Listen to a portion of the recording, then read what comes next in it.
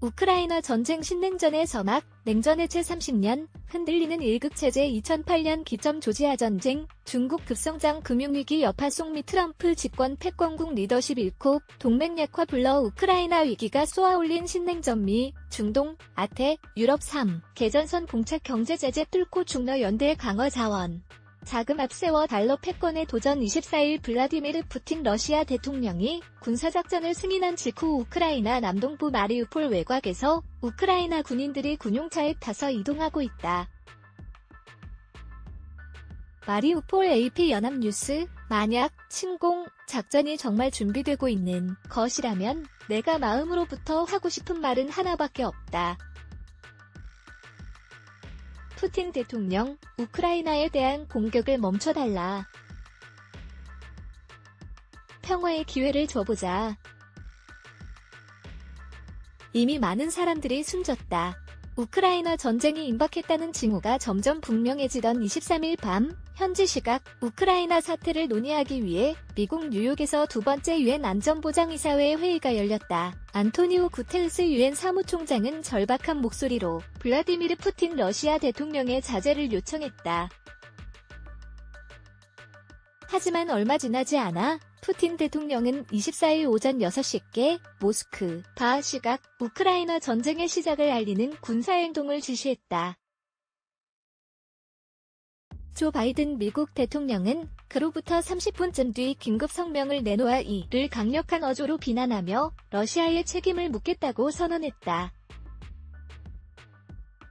전쟁을 향해 나아가는 우크라이나 사태를 바라보며 전 세계가 그동안 마른 침을 삼킨 것은 이 전쟁이 단순한 지역 분쟁이 아닌 미국이 주도해온 현존 국제질서에 대한 도전이란 전략적 함의를 담고 있었기 때문이다.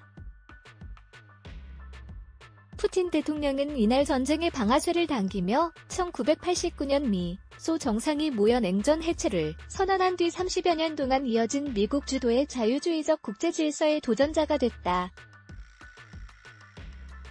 그 결과 세계는 현상 질서를 유지하려는 미국과 그 동맹국, 이에 변경을 시도하는 러시아와 잠재적 협력자인 중국이라는 두 개의 진영으로 나뉘게 됐다. 그런 의미에서 이번 전쟁이 가져온 변화를 동서가 날카롭게 대립했던 옛 냉전에 맞먹는 신냉전의 도래라 정의에도 무리가 없다. 냉전 이후 지난 30여 년간 이어진 것은 미국이 주도하는 자유시장주의 규칙에 기반한 국제 질서였다. 냉전 시대의 미소 양극 체제나 2차 세계대전 이전의 여러 열강의 대결과 분쟁을 벌였던 체제와 구분된다.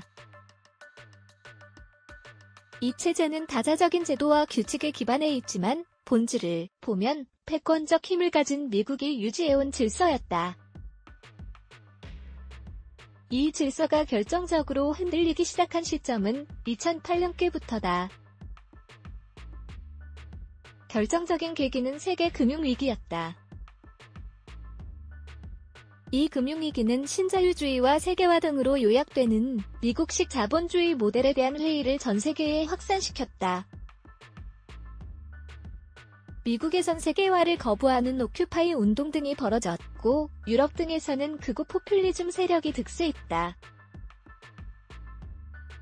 그 여파 속에서 2017년 1월 미국의 서 도널드 트럼프 정권이 출범했다. 트럼프 대통령은 자유주의적 국제질서를 떠받치는 패권국으로 미국이 부담해온 의무를 저버리고 권리만을 챙기려 했다. 동맹들과 무역전쟁을 벌이고 국방비를 더 낼 것을 요구했다. 이는 유럽 동맹국들과 불화 등 동맹의 약화를 불러왔다. 2021년 1월 취임한 바이든 대통령은 동맹을 복원해 미국 주도의 자유주의적 국제질서의 재확립을 도모하는 중이다. 현재 인류는 민주주의, 디마크러시와 권위주의, 우토크레이시의 변곡점 위에 있다는 말이 이를 잘 상징한다. 하지만 국내적으로 트럼프 지지 세력들의 도전이 이어지며 대외정책의 집행력이 약화되고 있다. 바이든 대통령은 미중 대결에 집중하기 위해 지난해 8월 아프가니스탄 철군을 결단했지만 그 과정에서 미국의 대외적인 신뢰도는 크게 실추됐다. 24일 시작된 우크라이나 전쟁의 씨앗이 뿌려진 시점도 2008년이라 할 수 있다. 냉전 해체 이후 북대서양 조약기구 나토 등 슬금슬금 동진을 시작했다.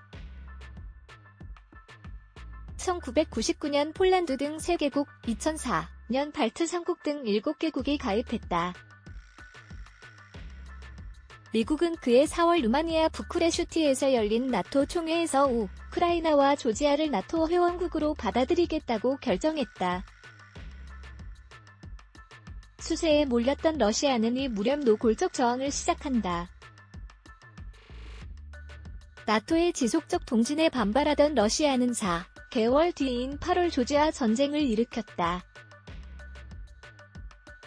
이 무렵부터 이대로 가다간 동유럽의 지정학적 경쟁이 부활해 신냉전이 시작될 것이라는 우려가 나오기 시작했다.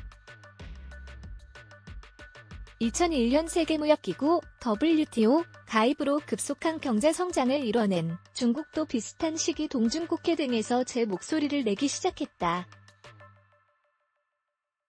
이에 맞서 버락 오바마 당시 미국 대통령은 중국의 부상을 저지하기 위한 재균형 정책에 나선다. 그 필연적 결과라 할 수 있는 우크라이나 전쟁과 현재 진행 중인 대만 갈등은 미국 주도의 자유주의적 국제질서가 유지될 수 있을지 가르는 중대한 시험대라 할 수 있다. 우크라이나 전쟁은 신냉전의 서막이라 불리기에 손색 없는 성격을 띠고 있다. 이 전쟁은 미국과 러시아라는 두 강대국 간의 세력권 다툼이고 나아가 서로 양립할 수 없는 가치와 세계관의 충돌이기도 하다. 러시아는 자신의 안보 우려를 내세우며 미국이 주도하는 나토의 동진을 막고 우크라이나를 중립화하려 하고 있다. 푸틴 대통령은 21일 밤 러시아 정국에 중계된 대국민 담화에선 두 나라의 역사적 연원을 길게 언급해가며 우크라이나의 국가성 자체를 부인했다.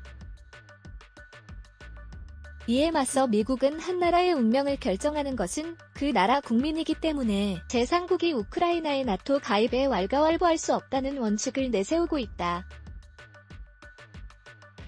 1945년 2차 세계대전 이후 확립된 국가의 주권과 영토의 완전성 원칙을 지키려 하는 것이다. 토니 블링컨 미 국무장관은 11일 인도 태평양 전략의 핵심인 쿼드 외교장관과 한 회담에서 우크라이나 위기를 2차 세계대전 이후 세계적 번영과 안정을 떠받치던 기본 원칙에 대한 도전이라고 규정하며 그 원칙들이 도전받는데도 응징하지 않는다면 지구 반바퀴나 떨어진 유럽에서 벌어진 일이 이곳 동아시아에도 영향을 끼칠 것이라고 말했다. 이 전쟁의 결론을 예측하긴 쉽지 않다. 다만 장기적으로 미국의 경제 헤게모니를 잠식할 수 있다.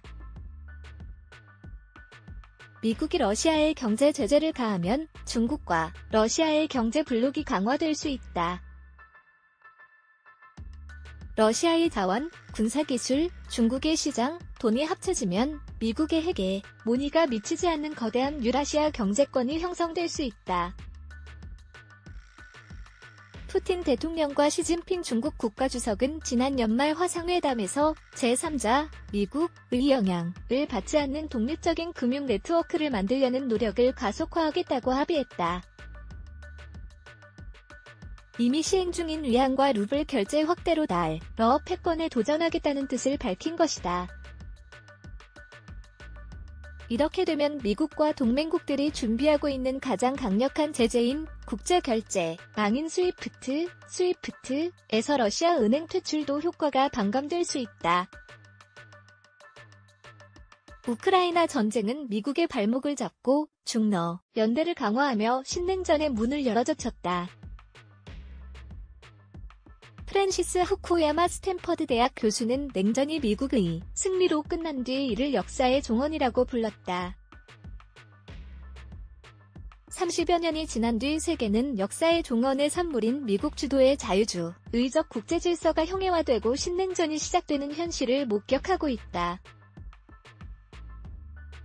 정익일 선임기자 이길탄1.co.kr 관, 명기사 에드블락 테스트, Y.